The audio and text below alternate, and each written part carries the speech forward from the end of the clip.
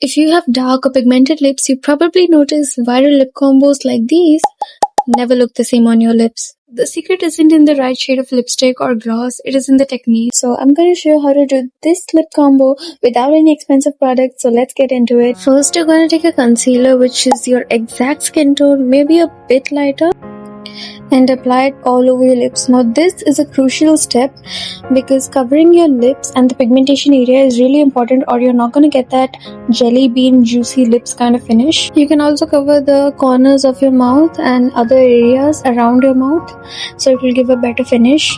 Then you're gonna go ahead and set it with translucent powder or just any setting powder. This is gonna mattify your base and blur out all the blemishes. I know it looks scary here, but trust me, here's where it gets interesting. Then you want to grab a cool tone brown lip liner, not a warm tone one. A warm brown lip liner is just gonna make your face look more warm and not give the jelly bean lips kind of effect.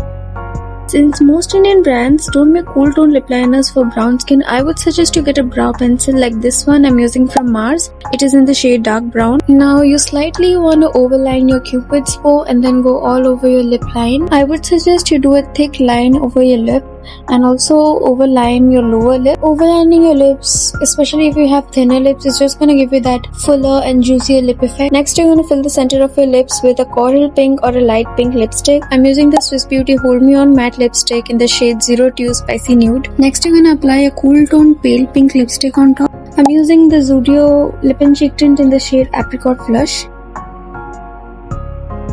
Now you're just going to overline your lips with the same brow pencil as we did before. Now we're going to apply a hot pink lipstick right in the middle of your lips. Now we don't want too much of this because we just want that 3D and plump effect we're going for. So a little bit goes a long way. Then you want to blend it out really nice so it looks like this.